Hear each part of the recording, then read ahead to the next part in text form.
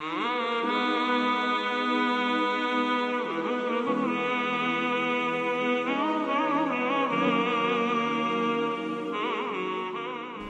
رب العالمین نے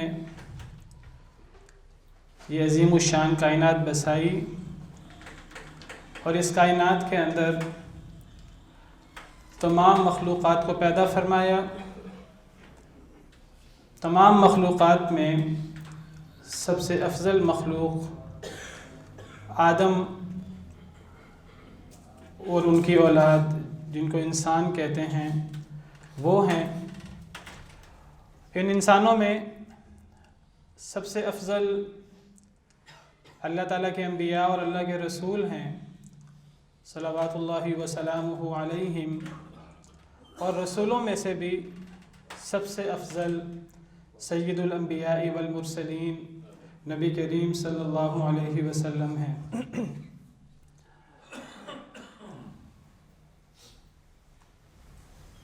حدیث مبارکہ میں نبی کریم صلی اللہ علیہ وسلم کا ارشاد ہے، آپ نے فرمایا انا سید ولد آدم ولا فخر، میں تمام بنی آدم کا سردار ہوں، سب سے افضل ہوں، اور یہ میں فخر سے نہیں کہہ رہا۔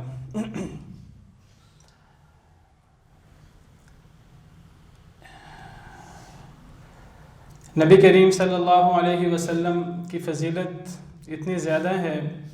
کہ اللہ تعالیٰ نے جتنے بھی نبی بھیجے، جتنے بھی رسول بھیجے، تو اللہ رب العالمین نے ان سے وعدہ لیا کہ اگر آپ کی موجودگی میں وہ آخری نبی، آخری رسول آ گئے تو پھر آپ کو ان پر ایمان لانا ہے، پھر آپ کو ان پر ایمان لا کر ان کا امتی بن کر آپ کو ان کی مدد کرنی ہے۔ اللہ رب العالمین نے تمام انبیاء کرام علیہم السلام سے یہ وعدہ لیا، جس کا ذکر سورہ آل عمران میں 3 پارے کے آخر میں آتا ہے۔ وَإِذْ أَخَذَ اللَّهُ مِيثَاقَ النَّبِيِّينَ لَمَا آتَيْتُكُم مِّن كِتَابٍ وَحِكْمَةٍ ثُمَّ جَاءَكُمْ رَسُولٌ مُصَدِّقٌ لِّمَا مَعَكُمْ لَتُؤْمِنُنَّ بِهِ وَلَتَنصُرُنَّهُ، کہ جب وہ آخری رسول آ گیا تو تم ضرور اس پر ایمان لاؤ گے اور تم ضرور اس کی مدد کرو گے۔ تمام انبیاء کرام علیہم السلام نے اقرار کیا اور انہوں نے کہا کہ اے اللہ تعالیٰ، اگر وہ رسول آ گئے تو ہم ان پر ایمان لائیں گے اور ہم ان کی مدد کریں گے۔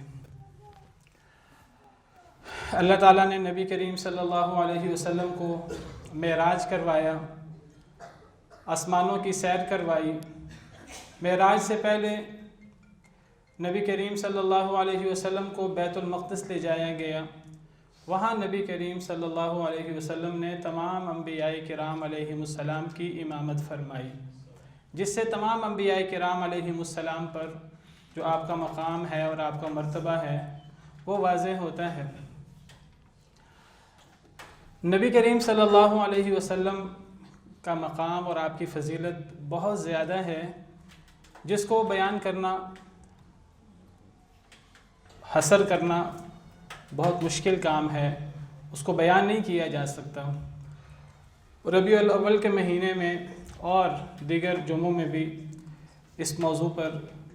بات ہوتی ہے۔ یہ موضوع مسلمہ ہے جس سے کوئی انکار نہیں ہے،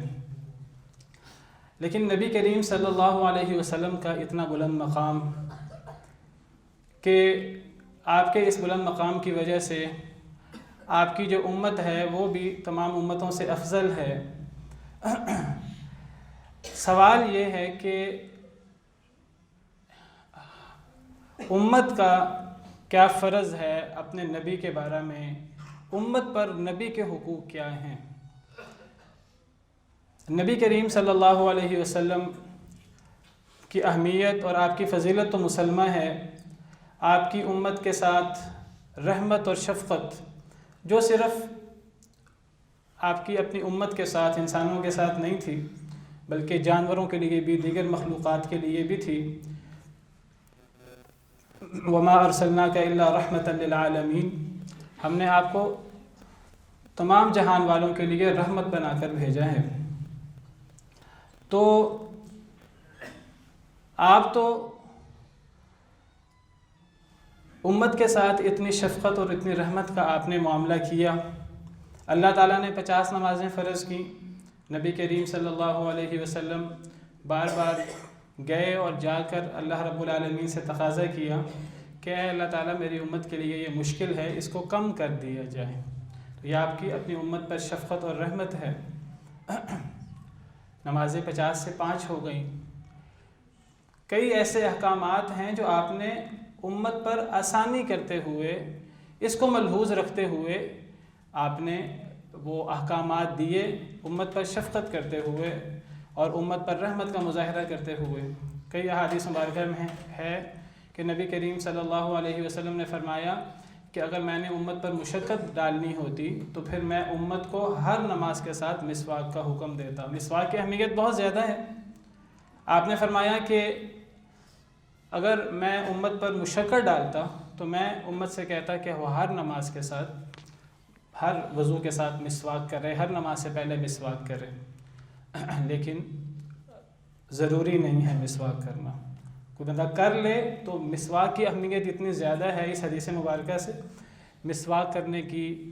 پاکی طہارت حاصل کرنے کی فضیلت کا اندازہ ہوتا ہے۔ اگر کوئی شخص کرے تو یہ بہت افضل کام ہے۔ بہت ساری حدیثیں ہیں۔ میرا اصل موضوع یہ ہے کہ جب آپ کی اتنی شفقت اور اتنی رحمت ہے تو امت کا کیا فرض ہے اپنے نبی کے بارے میں، نبی کے حقوق امت پر کیا ہیں، آپ کے بارے میں ہمارا رویہ کیا ہونا چاہیے اور ہمیں ان احسانات کا بدلہ کس طرح اتارنا چاہیے۔ تو نبی کریم صلی اللہ علیہ وسلم کا سب سے بڑا حق جو اس امت پر ہے، نبی کریم صلی اللہ علیہ وسلم کی امت پر ہے، جس کا ہم سے سوال ہونا ہے۔ نبی کا کیا حق ہے، امت کا کیا فرض ہے نبی کے بارے میں، ہمیں اس کے بارے میں بہت زیادہ فکر مند ہونا چاہیے، کیونکہ ہم سے اس کے بارے میں سوال ہوگا۔ سب سے پہلا حق، سب سے بڑا حق نبی کریم صلی اللہ علیہ وسلم کا امت پر یہ ہے کہ نبی کریم صلی اللہ علیہ وسلم کو اللہ کا رسول مانا جائے۔ اللہ نے آپ کو اپنی نبوت کے لیے، اپنی رسالت کے لیے منتخب فرما لیا، آپ کو اللہ کا رسول مانا جائے۔ جب تک نبی کریم صلی اللہ علیہ وسلم کو اللہ کا رسول نہ مانا جائے اس وقت تک ایمان ہی مکمل نہیں ہوتا۔ مسلمان ہونے کے لیے یہ ضروری ہے کہ ہم لا الہ الا اللہ کے ساتھ ساتھ محمد الرسول اللہ کا اقرار بھی کریں، ہم اس کی شہادت بھی دیں صلی اللہ علیہ وسلم۔ جب تک یہ ہم شہادت نہیں دیں گے تو صرف لا الہ الا اللہ کہنے سے بھی ہم مسلمان نہیں ہو سکتے۔ صرف اللہ کی وحدانیت کا اقرار کرنے سے،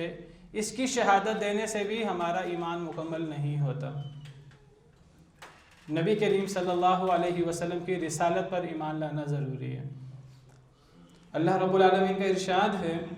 فَآمِنُوا بِاللَّهِ وَرَسُولِهِ وَالنُّورِ الَّذِي أَنزَلْنَا، اے لوگو ایمان لاؤ اللہ کے ساتھ، وَرَسُولِهِ اور اللہ کے رسول کے ساتھ، وَالنُّورِ الَّذِي أَنزَلْنَا اور اس نور پر جو ہم نے نازل فرمایا، یعنی قرآن کریم، یعنی اللہ پر بھی ایمان لانا ضروری ہے، نبی کریم صلی اللہ علیہ وسلم کی رسالت پر ایمان لانا ضروری ہے،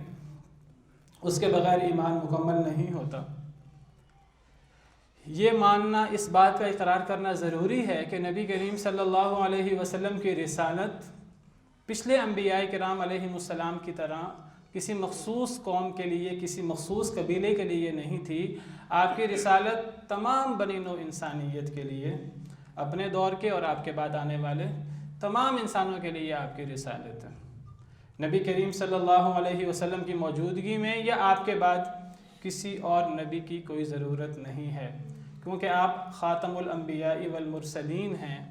آپ کے ساتھ اللہ رب العالمین نے نبیوں کا اور رسولوں کا خاتمہ کر دیا، آپ آخری نبی اور آخری رسول ہیں۔ قرآن کریم میں اللہ رب العالمین کا ارشاد ہے سورہ اعراف میں قُلْ يَا أَيُّهَا النَّاسُ إِنِّي رَسُولُ اللَّهِ إِلَيْكُمْ جَمِيعًا، اے نبی صلی اللہ علیہ وسلم آپ فرما دیجئے، آپ اعلان کر دیجئے،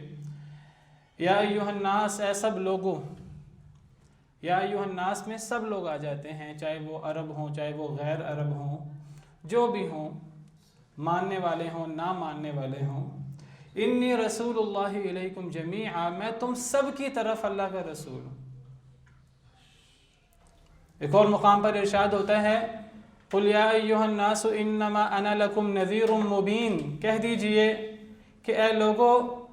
انما انا لکم نذیر مبین، میں تم سب کے لیے واضح ڈرانے والا ہوں۔ آپ نے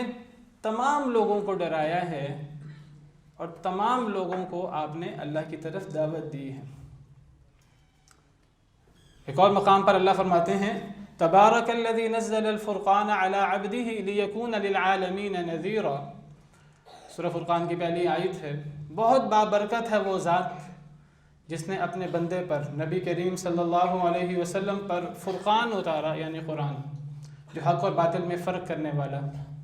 اس کو فرقان کہتے ہیں۔ بہت بابرکت ہے وہ ذات جس نے اپنے بندے پر فرقان یعنی قرآن اتارا، لیکون للعالمین نذیرا، تاکہ وہ اللہ کا بندہ قرآن کے ساتھ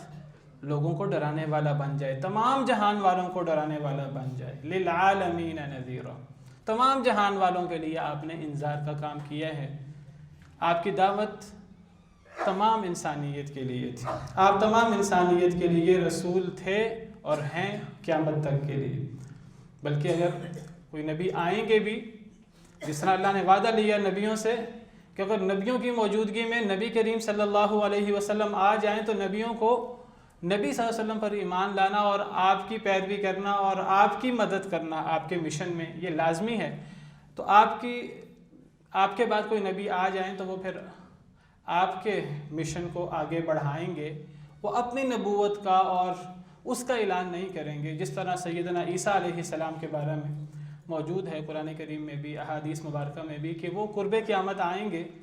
وہ بھی اللہ کے رسول ہیں، اللہ کے نبی ہیں اور بہت برگزیدہ رسولوں اور انبیاء کرام علیہم السلام میں سے ہیں، جو بنی اسرائیل کے آخری رسول ہیں۔ بہت بڑا مقام ہے ان کا، بہت بڑا مرتبہ ہے، لیکن جب وہ آئیں گے قرب قیامت تو وہ کوئی اپنی نئی شریعت لے کر نہیں آئیں گے، کوئی اپنے احکامات جو نبی کریم صلی اللہ علیہ وسلم پر وحی اتری اس کے علاوہ کوئی نئے احکامات نہیں لے کر آئیں گے، وہ نبی کریم صلی اللہ علیہ وسلم کے ہی مشن کو آگے بڑھانے کا کام کریں گے۔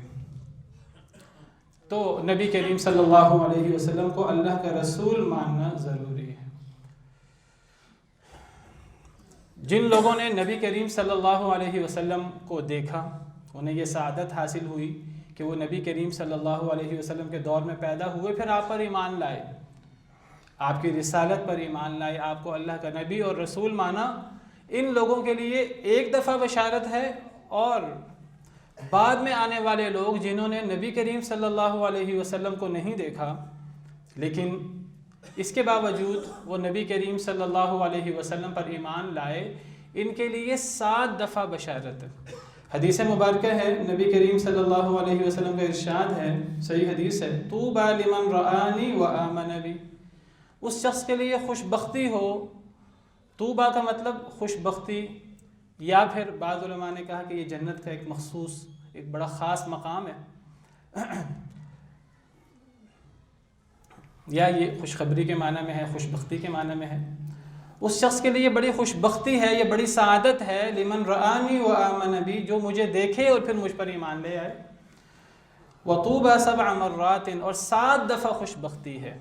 7 دفعہ سعادت ہے، لمن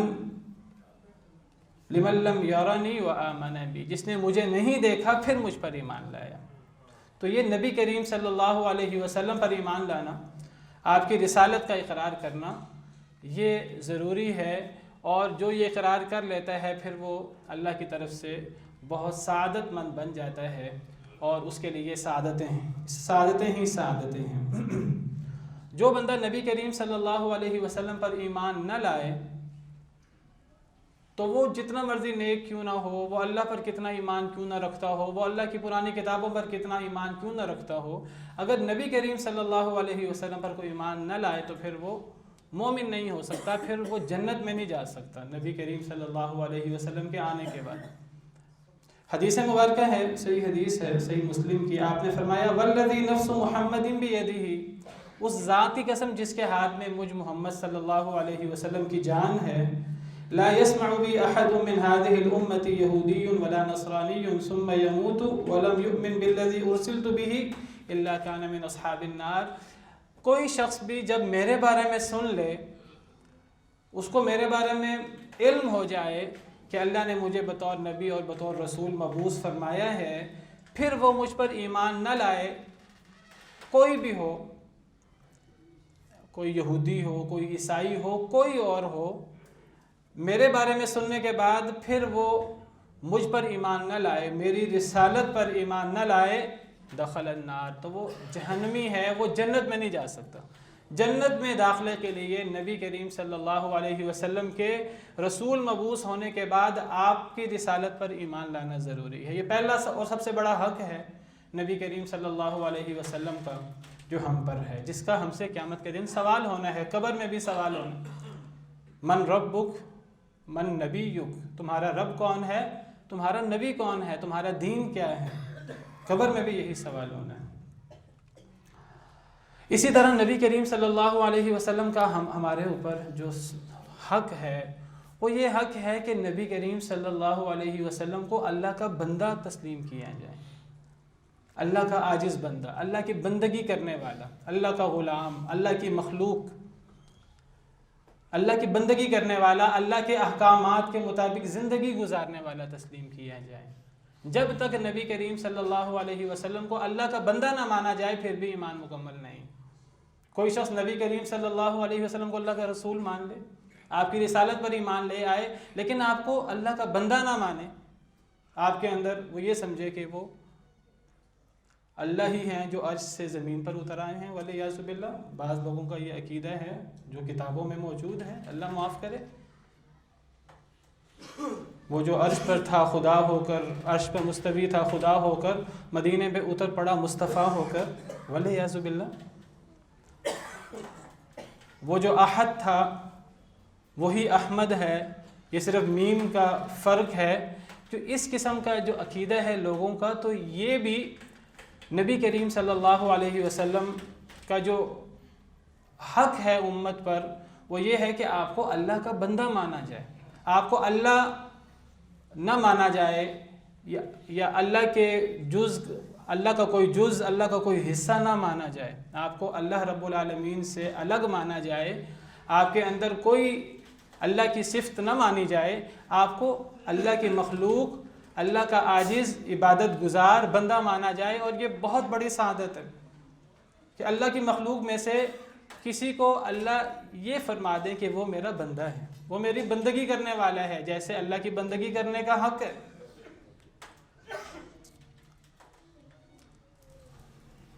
ہم تشہد کے اندر جو کلمہ پڑھتے ہیں، ایک ہم کلمہ کا اقرار تشہد کے اندر بھی کرتے ہیں، اشہد ان لا الہ الا اللہ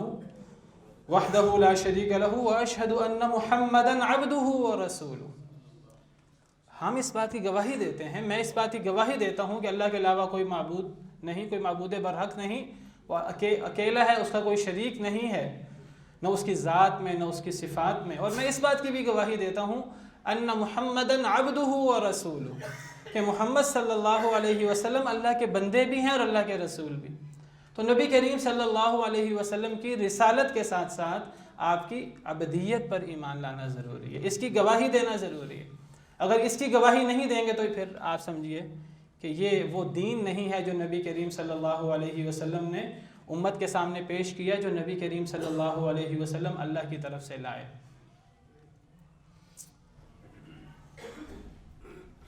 تبارک الذی نزل الفرقان علی عبدہ لیکون للعالمین نذیرا. بہت بابرکت ہے وہ ذات جس نے اپنے بندے پر قرآن اتارا.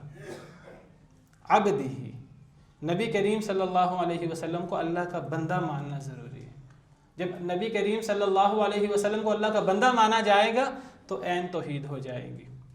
اللہ کی کوئی صفت نبی کریم صلی اللہ علیہ وسلم کے اندر یا کسی اللہ کی مخلوق کے اندر نہیں ہے. وَلَمْ يَكُنْ لَهُ كُفُوًا أَحَدٌ، اللہ جیسا کوئی نہیں ہو سکتا. یہ عین توحید ہے. سبحان الذي اسرا بعبده ليلا من المسجد الحرام الى المسجد الاقصى. قرآن کریم میں جگہ جگہ یہ بات موجود ہے کہ نبی کریم صلی اللہ علیہ وسلم اللہ کے بندے ہیں. نبی کریم صلی اللہ علیہ وسلم نے امت کو اپنے بارے میں جو تعلیم دی تو آپ نے یہ تعلیم دی، صحیح بخاری کی حدیث ہے، آپ نے فرمایا اے لوگو انما انا عبد فقولوا عبد اللہ ورسولہ، اے لوگو میں کچھ نہیں ہوں مگر اللہ کا بندہ، میں اللہ کے بندہ ہونے کے علاوہ کچھ نہیں ہوں، مجھے اللہ کا بندہ اور اللہ کا رسول کہو، میں اللہ کا رسول بھی ہوں اور اللہ کا بندہ ہوں، تو میری بندگی کا اقرار کرو کہ میں اللہ کا بندہ ہوں۔ نبی کریم صلی اللہ علیہ وسلم کو اللہ کا بندہ ماننا ضروری ہے۔ اگر ہم بھی عیسائیوں کی طرح نبی کریم صلی اللہ علیہ وسلم کی شان میں غلو کرتے ہوئے نبی کریم صلی اللہ علیہ وسلم میں اللہ کی صفات مان لیں یا نبی کریم صلی اللہ علیہ وسلم کو اللہ کا جز مان لیں، بعض لوگ کہتے ہیں جی نور من نور اللہ کے نور میں سے ایک نور، یا اس قسم کے کلمات کہتے ہیں۔ بعض لوگ آج دیکھیں، آج تو اللہ معاف کرے، گاڑیوں کے پیچھے اللہ لکھا ہوتا ہے، اللہ رب العالمین کا نام، وہ در حقیقت اللہ نہیں لکھا ہوا، وہ اس کے اندر 5 نام لکھے ہوئے ہیں۔ الف کے اندر محمد لکھا ہوتا ہے، وہ محمد کو اس طرح کر کے الف کے انداز میں لکھا جاتا ہے، اور پھر علی اور فاطمہ اور حسن اور حسین لکھا جاتا ہے، اور ان کو ملا کر وہ اللہ بنا دیا جاتا ہے۔ آپ میں سے تقریباً سب نے ہی دیکھا ہوگا۔ تو یہ نبی کریم صلی اللہ علیہ وسلم کو اور اللہ کی مخلوق کو، جو اللہ کے بندوں میں سے بہت افضل ہیں، ان کی فضیلت سے کوئی انکار نہیں ہے، لیکن فضیلت کا مطلب یہ نہیں ہے کہ ان کو اللہ ہی مان لیا جائے۔ اگر فضیلت کا مطلب یہ ہے کہ ان کی شان میں غلو کر کے انہیں اللہ ہی مان لیا جائے تو پھر یہودیوں عیسائیوں میں اور مسلمانوں میں کیا فرق ہوگا؟ یہی غلو کا کام یہودیوں عیسائیوں نے کیا ہے۔ یہودیوں نے حضرت عزیر علیہ السلام کو اللہ کا بیٹا، عیسائیوں نے حضرت عیسیٰ علیہ السلام کو اللہ کا بیٹا یا اللہ کہا۔ تو اگر یہی کام مسلمانوں نے بھی کرنا ہے تو فرق کیا ہوا؟ پھر جس غلو سے اللہ رب العالمین نے منع کیا ہے، یا اہل الکتاب لا تغلوا فی دینکم ولا تقولوا علی اللہ الا الحق، اے اہل کتاب اپنے دین میں غلو نہ کرو اور اللہ پر حق کے علاوہ کچھ نہ کہو۔ انما المسیح عیسی ابن مریم رسول اللہ وکلمتہ القاها الی مریم وروح منہ، حضرت عیسیٰ کے حوالے سے ہے کہ مسیح ابن مریم اللہ کے رسول ہیں، اللہ کے کلمہ ہیں جو اللہ نے حضرت مریم میں ڈالا تھا، اور اللہ کی طرف سے روح ہیں۔ تو یہ غلو ہے کہ حضرت عیسیٰ علیہ السلام کو یا نبی کریم صلی اللہ علیہ وسلم کو یا اللہ کے نبیوں میں سے کسی نبی کو یا اللہ کے ولیوں میں سے کسی ولی کو اللہ کی صفات دے دی جائیں۔ تو نبی کریم صلی اللہ علیہ وسلم کو اللہ کا بندہ ماننا ضروری ہے۔ نبی کریم صلی اللہ علیہ وسلم کا امت پر جو بہت بڑا حق ہے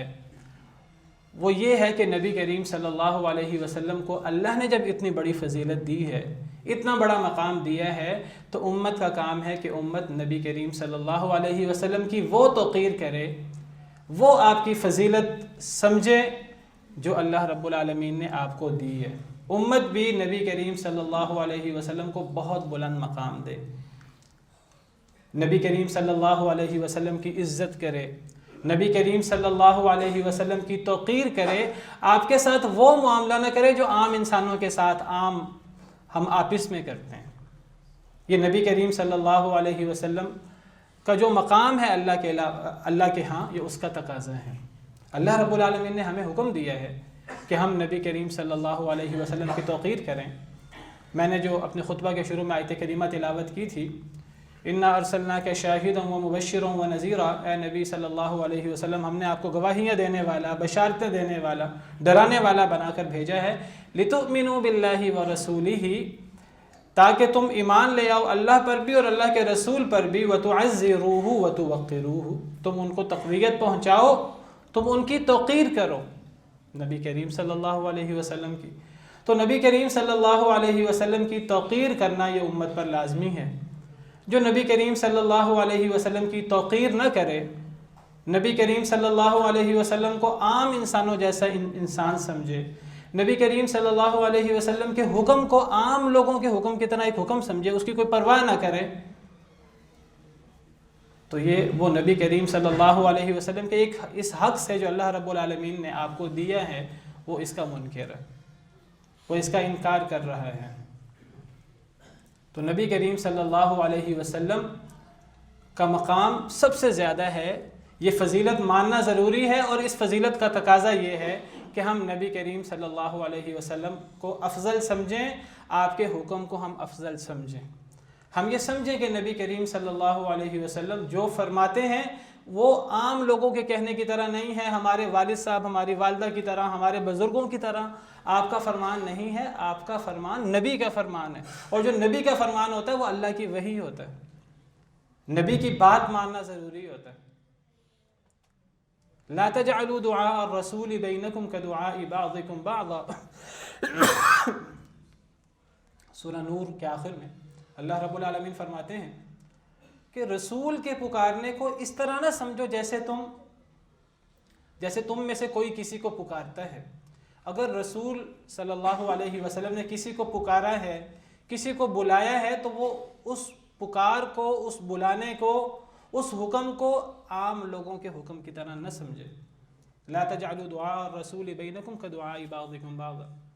رسول کے حکم کو، رسول کی پکار کو عام لوگوں کی پکار کی طرح نہ سمجھو۔ بعض مفسرین کہتے ہیں اس کا معنی یہ ہے کہ رسول کو جب تم پکارو تو رسول کو ایسے نہ پکارو جیسے تم میں سے کوئی بعض کو پکارتا ہے۔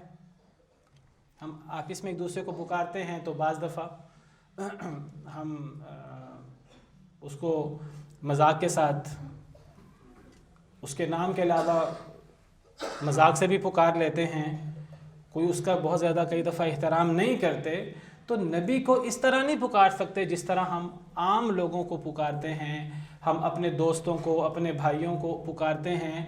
نام لے کر۔ جب بھی نبی کریم صلی اللہ علیہ وسلم کو پکارا جائے گا تو عزت و احترام کے ساتھ، یا رسول اللہ، یا نبی اللہ، اے اللہ کے نبی، اے اللہ کے رسول کہہ کر آپ کو پکارا جائے۔ صحابہ کرام رضوان اللہ علیہم اجمعین جب نبی کریم صلی اللہ علیہ وسلم سے مخاطب ہوتے تھے تو بڑے عزت و احترام کے ساتھ آپ سے مخاطب ہوتے تھے، اللہ کا رسول کہہ کر، اللہ کا نبی کہہ کر۔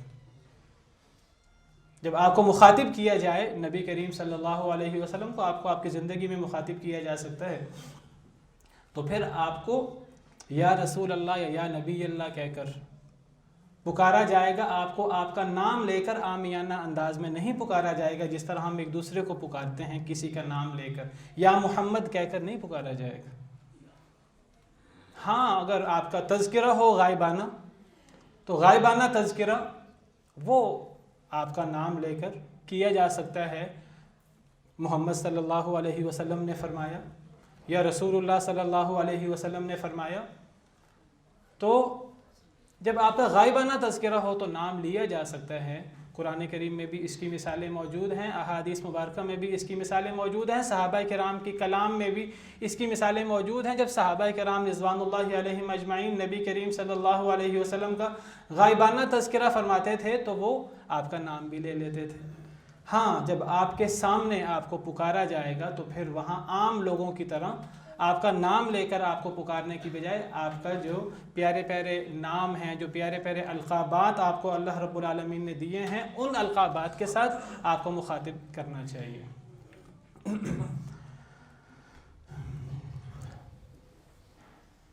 نبی کریم صلی اللہ علیہ وسلم کی جو توقیر، جو مقام ہے، اس کا تقاضا یہ ہے، جیسے میں نے ذکر کیا، کہ جب نبی کی کوئی بات آ جائے، نبی کا کوئی حکم آ جائے، تو پھر نبی کے حکم کے ساتھ کسی اور بات کی کوئی اہمیت نہیں ہے۔ نبی کے فرمان کے مقابلے میں کسی بزرگ کا کوئی قول آ جائے، کوئی ماں باپ کی بات آ جائے، کوئی حکمران کی بات آ جائے، کسی بڑے عالم کی بات آ جائے، کوئی بھی ہو، پوری دنیا مل جائے، پوری دنیا کے اقوال کے، پوری دنیا کے احکامات کی، کسی ملک کے آئین کی کوئی حیثیت نہیں ہے جب نبی کریم صلی اللہ علیہ وسلم کا حکم آ جائے، کیونکہ نبی کریم صلی اللہ علیہ وسلم کا حکم اللہ کا حکم ہے۔ من یطع الرسول فقد اطاع اللہ، جو رسول کریم صلی اللہ علیہ وسلم کی اطاعت کرتا ہے در حقیقت وہ اللہ کی اطاعت کرتا ہے۔ اللہ رسولوں کو بھیجتے ہی اس لیے ہیں، رسولوں کا جو بڑا حق ہے ان کو رسول ماننے کے بعد، اللہ کا بندہ ماننے کے بعد، ان کا سب سے بڑا حق یہ ہے کہ ان کی بات مانی جائے۔ وما ارسلنا من رسول الا ليطاع باذن اللہ، ہم نے کوئی رسول نہیں بھیجا مگر اس لیے تاکہ اللہ کے حکم کے ساتھ اس کی اطاعت کی جائے۔ یہ آپ کے احترام اور آپ کی توقیر کا تقاضا ہے۔ آپ کا احترام اور آپ کی توقیر یہ نہیں ہے کہ ہم زبانی طور پر تو آپ پر قربان ہوتے رہیں، ہم زبانی طور پر تو میری جان آپ پر قربان، میرا مال آپ پر قربان، اور ہم آپ کا نام نامی آئے تو ہم محبت کا اظہار کریں جیسے بھی ہم اظہار کر سکتے ہیں، لیکن جب آپ کا حکم آ جائے تو ہمیں پرواہ کوئی نہ ہو۔ آپ کا عقیدہ بیان کیا جائے کہ نبی کریم صلی اللہ علیہ وسلم کا عقیدہ یہ ہے، لوگ کہ نہیں جی یہ عقیدے میں دلائل نہیں چلتے، عقیدے تو عقیدت سے بنتے ہیں، ہم نبی کریم صلی اللہ علیہ وسلم سے عقیدت رکھتے ہیں، جو ہمارا دل کرے گا ہم آپ کو وہ سمجھیں گے۔ یہ آپ سے محبت نہیں ہے، یہ آپ کا مقام نہیں ہے، یہ شیطان کا وسوسہ ہے جو شیطان نے ہمارے دل میں ڈالا۔ عقیدہ وہ ہوگا جو نبی کا عقیدہ ہے صلی اللہ علیہ وسلم، عبادت وہ ہوگی جو نبی کریم صلی اللہ علیہ وسلم نے عبادت کر کے دکھائی۔ نماز پڑھنی ہے اس طرح پڑھیں جس طرح نبی کریم صلی اللہ علیہ وسلم نے پڑھی، یہ آپ کے توقیر کا تقاضا ہے، آپ کے احترام کا تقاضا ہے۔ نہیں جی میں تو نماز اس طرح پڑھوں گا جیسے میں نے اپنے بزرگوں سے سنا، حدیث مبارکہ بیان کر دی جائے، نبی کریم صلی اللہ علیہ وسلم کا صحیح فرمان بیان کر دیا جائے، نبی کریم صلی اللہ علیہ وسلم کا صحیح عمل بیان کر دیا جائے، کسی کے کان پہ جوں بھی نہ رنگے، یہ کوئی آپ کا احترام نہیں ہے، یہ صرف آپ کے احترام کے زبانی دعوے ہیں۔ ایسے دعوے بہت سے لوگ کرتے ہیں، اصل اہمیت دعووں کی نہیں ہے، اصل اہمیت تو طرز عمل کی ہوتی ہے، رویے کی ہوتی ہے۔ من المؤمنین رجال صدقوا ما عاہدوا اللہ علیہ، اصل رجولیت کیا ہے، اصل اہمیت کس بندے کی ہے؟ اہمیت اس بندے کی ہے جو وہ دعویٰ کرتا ہے، اس دعوے کو اپنے عمل سے ثابت کرے۔ صرف دعویٰ کرنا کافی نہیں ہے، زبان سے نبی کریم صلی اللہ علیہ وسلم پر صدقے واری جانا کافی نہیں ہے۔ میں یہ نہیں کہتا کہ زبان سے ان چیزوں کا اظہار نہیں کرنا چاہیے، بالکل کرنا چاہیے، لیکن یہ قول و فعل میں تضاد ہے، یہ منافقت ہے، اللہ معاف کرے، کہ ہم زبان سے تو دعویٰ کریں اور ہمارا عمل بالکل اس کے مخالف ہو۔ ہم نبی کریم صلی اللہ علیہ وسلم کے لیے جان قربان کرنے کی بات کریں، نبی کریم صلی اللہ علیہ وسلم جیسی شخصیت، آپ کا جیسا حلیہ بنانے کی بات آئے، آپ کا چہرہ مبارک ایسا تھا، نہیں یہ فرض ہے کہ سنت ہے، ان بحثوں میں ہم پڑ جائیں، داڑھی رکھنا یہ فرض ہے کہ یہ سنت ہے، ہم تعویلیں تلاش کرنے کی کوشش کریں، یہ آپ سے محبت ہے؟ صحابہ کرام رضوان اللہ علیہم اجمعین نے جو نبی کریم صلی اللہ علیہ وسلم کا مقام اور آپ کا احترام ملحوظ رکھا، نبی کریم صلی اللہ علیہ وسلم بعض دفعہ ایک بشری تقاضے کے تحت کوئی آپ نے کام کیا، صحابہ کرام تو اس جیسا کام کرنے کی کوشش کرتے تھے۔ سیدنا انس رضی اللہ عنہ کے بارے میں آتا ہے، 10 سال آپ کی خدمت کی، کہتے ہیں میں نے نبی کریم صلی اللہ علیہ وسلم کو کدو کھاتے دیکھا تو مجھے کدو سے محبت ہو گئی، میں بھی اب مجھے کدو کھانا اچھا لگتا ہے۔ یہ آپ سے محبت کا تقاضا ہے؟ یہ کیسی محبت ہے کہ زبان سے ہم محبت کرتے رہیں، زبان سے ہم آپ کا مقام اور آپ کی شان میں ایسے قلابے ملائیں کہ اللہ معاف کرے غلو کر کے الوہی صفات تک آپ کو لے جائیں، لیکن نہ عقیدہ آپ کے عقیدے کے مطابق ہو، نہ عبادت آپ کی عبادت کے مطابق ہو، نہ اخلاقیات ہمارے آپ کے اخلاقیات کے مطابق ہو۔ تو آپ کے احترام کا تقاضا یہ ہے، یا ایھا الذین آمنوا لا تقدموا بین یدی اللہ ورسولہ، اے ایمان والو کبھی اللہ اور اللہ کے رسول سے آگے نہ بڑھنا۔ اللہ اور اللہ کے رسول سے آگے بڑھنے کا کیا مطلب ہے؟ اس کا مطلب یہ ہے کہ اللہ کے رسول کا فرمان آ جائے آج تو ہم اپنی بات چھوڑ دیں، ہم اللہ اور اللہ کے رسول سے آگے بڑھنے کی کوشش نہ کریں۔ واتقوا اللہ، اللہ سے ڈر جاؤ۔ فرمایا یا ایھا الذین آمنوا لا ترفعوا اصواتکم فوق صوت النبی، اے ایمان والو اپنی آوازوں کو نبی کی آواز سے بلند نہ کرو۔ ولا تجہروا لہ بالقول کجہر بعضکم لبعض، اور نبی کریم صلی اللہ علیہ وسلم کے لیے اپنی آوازوں کو بلند نہ کرو جیسے تم میں سے بعض کے لیے آوازیں بلند کر دیتا ہے۔ ان تحبط اعمالکم وانتم لا تشعرون، اگر تم ایسا کرو گے تو تمہارے اعمال ضائع ہو جائیں گے، تمہیں پتہ بھی نہیں لگے گا، سارے اعمال تمہارے اکارت چلے جائیں گے۔ اگر نبی کی آواز سے اپنی آواز کو بلند کیا، اگر نبی کے سامنے اپنی آواز کو بلند کیا، نبی صلی اللہ علیہ وسلم کی موجودگی میں صحابہ کرام اس بات کا دھیان کرتے تھے کہ وہ اپنی آوازیں نبی کریم صلی اللہ علیہ وسلم کی آوازوں سے اونچی نہ ہونے دیں۔ آپ کی موجودگی میں تو اپنی آواز آپ کی آواز سے پست رکھی جائے گی اور آپ کا حکم آ جائے تو پھر آپ کے حکم کے سامنے اپنے آراء کو، اپنی خواہش نفس کو پس پش ڈالنا ہوگا۔ صحابہ کرام آپ کے سامنے اپنی آوازوں کو بھی پست رکھتے تھے اور صحابہ کرام آپ کے حکم آنے کے بعد اپنے ساری آراء ان کو پس پش ڈال دیتے تھے۔ کتنی مثالیں ہیں، وقت نہیں ہے کہ وہ مثالیں بیان کی جائیں۔ بڑے بڑے مسئلے، نبی کریم صلی اللہ علیہ وسلم کا ایک فرمان آیا تو مسئلے حل ہو گئے۔ خلافت کا مسئلہ کتنا بڑا مسئلہ ہے، صحابہ کرام میں اختلاف ہو گیا کہ مہاجرین میں امیر ہو کہ انصار میں امیر ہو۔ مہاجرین نے کہا ایک امیر ہمارا ہوگا، انصار نے کہا ایک امیر ہمارا ہوگا۔ سیدنا ابو بکر صدیق رضی اللہ عنہ نے نبی کریم صلی اللہ علیہ وسلم کا فرمان بیان کیا کہ امیر قریش میں سے ہو سکتا ہے۔ صحیح بخاری کے اندر نبی کریم صلی اللہ علیہ وسلم کا فرمان موجود ہے، تو انصار نے اپنی بات چھوڑ دی۔ یہ نبی کریم صلی اللہ علیہ وسلم کے احترام کا، آپ کی توقیر کا یہ تقاضا ہے۔ آپ کا فرمان آ جائے تو پھر اپنی بات چھوڑ دی جائے، بڑی سے بڑی بات کیوں نہ ہو، بڑی سے بڑی حکومت کیوں نہ ہو، بڑے سے بڑا کوئی ذاتی فائدہ کیوں نہ ہو۔ اختلاف ہو گیا کہ نبی کریم صلی اللہ علیہ وسلم کو کہاں دفنایا جائے۔ بہت اہم مسئلہ ہے، ہر کوئی سوچتا ہے کہ جی ہر کسی کی رائے ہے یہاں دفنایا جائے، یہاں دفنایا جائے، یہاں دفنایا جائے۔ سیدنا ابو بکر صدیق رضی اللہ عنہ نے کہا کہ حدیث مبارکہ میں ہے کہ نبی جہاں فوت ہوتا ہے اس کو وہیں دفنایا جاتا ہے، تو پھر اس حدیث مبارکہ کے مطابق اختلاف ختم ہو گیا۔ کتنی چیزیں ہیں جو نبی صلی اللہ علیہ وسلم کا حکم آ گیا تو بڑے بڑے کام، پوری فوجیں کسی ملک پر حملہ آور ہونے کے لیے گئی ہیں، نبی کا فرمان آ گیا تو پوری فوجیں واپس آ گئی ہیں۔ ایسی مثالیں ہماری تاریخ میں موجود ہیں، سنہری تاریخ کے اندر۔ سیدنا امیر معاویہ کے دور میں پوری فوج کسی ملک پر، کتنا بڑا خرچہ ہوتا ہے، کتنا وقت لگتا ہے ایک پوری فوج کو کسی ملک پر حملہ آور ہونے کے لیے، لیکن جب نبی کا فرمان آ گیا تو پوری فوج واپس آ گئی۔ پورا مال غنیمت جو لوٹ لیا گیا تھا وہ واپس کر دیا گیا۔ تو بہرحال نبی کریم صلی اللہ علیہ وسلم کے عزت و احترام کا تقاضا یہ ہے کہ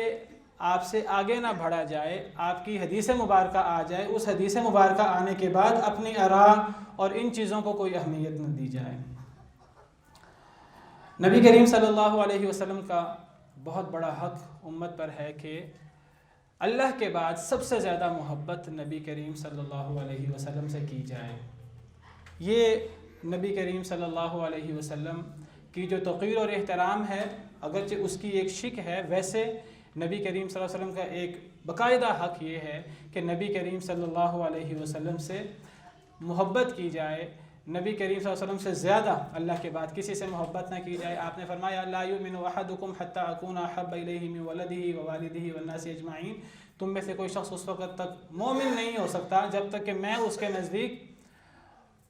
اس کی اپنی جان سے، اس کی اولاد سے، تمام لوگوں سے افضل نہ ہو جاؤں، اس وقت تک کوئی شخص مومن نہیں ہو سکتا۔ صحیح حدیث ہے۔ وقت ختم ہو گیا ہے، میں اسی پر ہی بس کرتا ہوں۔ اللہ سے دعا ہے کہ اللہ تعالیٰ نبی کریم صلی اللہ علیہ وسلم کے جو ہم پر حقوق ہیں، ہمیں وہ حقوق بدرجہ اتم ادا کرنے کی توفیق عطا فرمائے۔ اللہ تعالیٰ ہمیں نبی کریم صلی اللہ علیہ وسلم کو اللہ کا رسول، اللہ کا بندہ، ہم نبی صلی اللہ علیہ وسلم کو مانیں اور نبی کریم صلی اللہ علیہ وسلم کا وہ احترام کریں اور نبی کریم صلی اللہ علیہ وسلم کے ساتھ وہ محبت کریں جس کا اللہ رب العالمین نے ہمیں حکم دیا ہے، جس طرح صحابہ کرام رضوان اللہ علیہم اجمعین نے ہمیں عمل کر کے دکھایا۔ وآخر دعوانا الحمدللہ رب العالمین۔